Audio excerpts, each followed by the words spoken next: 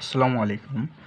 আজকে আমরা দেখব ইন্টারমিডিয়েট এর গণিতের প্রথম পত্রের একদম প্রথম অধ্যায়টা ম্যাট্রিক্স ও নির্ণায়ক।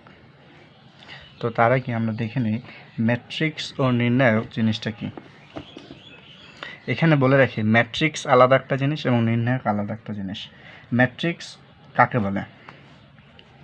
তো আমরা যদি এর সংজ্ঞাটা একটু লক্ষ্য করি দেখতে পাবো ম্যাট্রিক্স কতগুলো সংখ্যাকে আয়তাকারে সাজিয়ে উভয় পাশে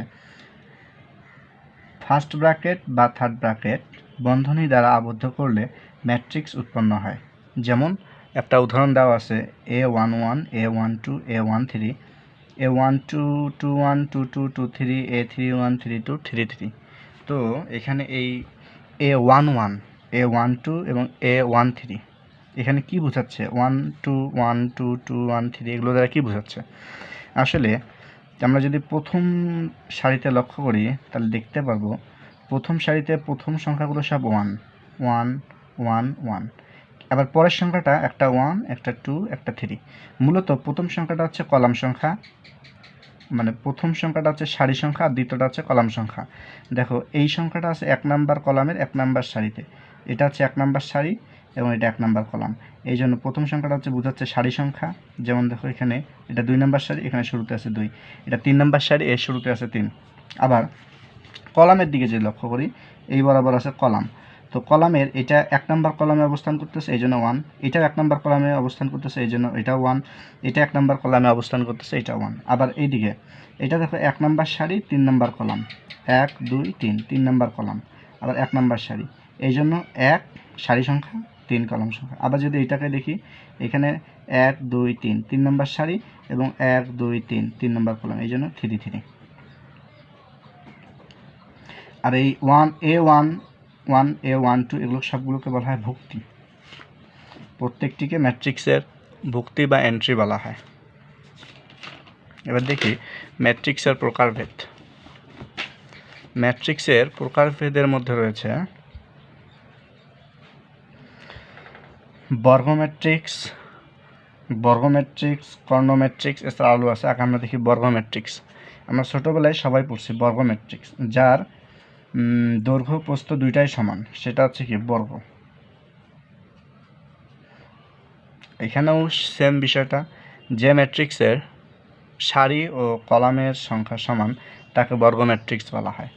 একটি সারি বিশিষ্ট ম্যাট্রিক্সকে সারি ম্যাট্রিক্স বা সারি ভেক্টর বলা হয়, আবার একটি কলাম বিশিষ্ট ম্যাট্রিক্সকে কলাম ম্যাট্রিক্স বা কলাম ভেক্টর বলা হয়। যেমন এখানে একটা উদাহরণ দেওয়া আছে A11 A21 A31, এখানে মাত্র একটা মাত্র কলাম কিন্তু 3টা সারি। আবার এখানে 3টা কলাম বাট একটা সারি, এই জন্য এটাকে বলা হয় সারি ম্যাট্রিক্স আর একে বলা হয় কলাম ম্যাট্রিক্স।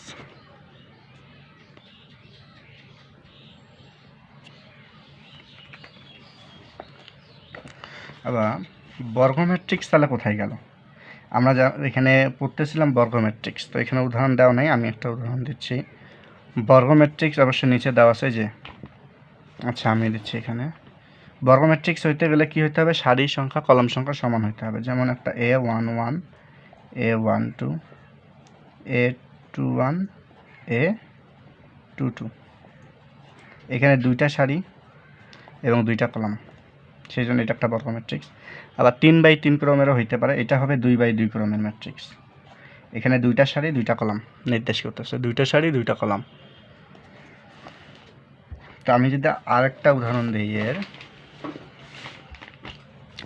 আমি একটা উদাহরণ লিখলাম 4 3 2 1, থার্ড ব্র্যাকেট দিলাম যেহেতু ম্যাট্রিক্স। এখন এখানে সারি সংখ্যা আছে 2টা 1 2, আবার অনুরূপভাবে কলাম সংখ্যা আছে কয়টা? 2টা, একটা কলাম 2টা কলাম, সেজন্য একে প্রকাশ করা হবে 2/2। এটা যদিও ক্রস কিন্তু একে বলা হচ্ছে বাই 2/2, এটা একটা বর্গ ম্যাট্রিক্স। আবার আরেকটা যদি উদাহরণ দেই 4 5 6 7 8 9 10 11 12, এখানে লক্ষ্য করলে দেখা যায় এখানে 1 2 3 3টা সারি, আবার কলামও অনুরূপভাবে 3টা 1 2 3। তাহলে এটা 3/3 ম্যাট্রিক্স। এখানে প্রথম 3 দিয়ে বোঝাচ্ছে সারি সংখ্যা, আর দ্বিতীয় 3 দিয়ে বোঝাচ্ছে কলাম সংখ্যা। একটু পর এটার ব্যবহার আরও আসে। এখন আমরা দেখব মুখ্য কর্ণ। আমরা ছোটোবেলা থেকে হয়তো আবার সবাই পরিচিত মুখ্য মানে কি। মুখ্য মানে প্রধান, তো কখনো মুখ্য কর্ণ বলতে পারে, আবার কখনো প্রধান কর্ণ বলতে পারে। এখানে একটা উদাহরণ দেখাইছে A1 1 1 2 1 3, এবং এখানে একটা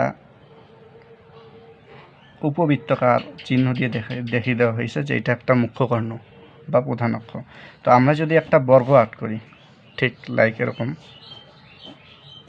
এর দুইটা কর্ণ থাকে, একটা এই দিক দিয়ে একটা এই দিক দিয়ে। হ্যাঁ, এই প্রথম যে কর্ণটা আমরা আর্ট করলাম বা এই দিক দিয়ে যে কর্ণটা গেল সেটাকে বলা হয় মুখ্য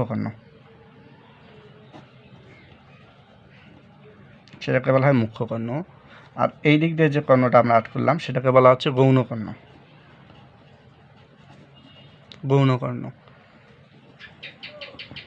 তো এটা হচ্ছে আমরা সাধারণ কর্ণের মধ্যে দেখতেছি। এখন ম্যাট্রিক্সের মধ্যে হুবহু সেম। ম্যাট্রিক্সের মধ্যে কি কর্ণ বরাবর যদি আমরা দেখি, এই দিক দিয়ে একটা আমরা কর্ণ চিন্তা করতে পারি, তখন একে বলা হবে মুখ্য কর্ণ। আবার এই দিক দিয়ে যখন আমরা চিন্তা করব তখন একে বলা হবে গৌণ কর্ণ।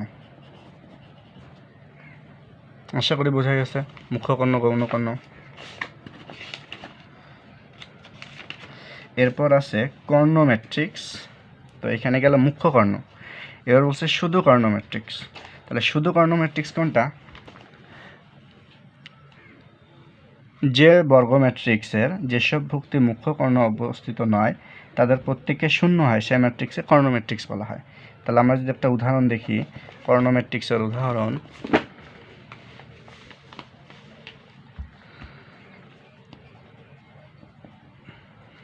কি হলো এটা?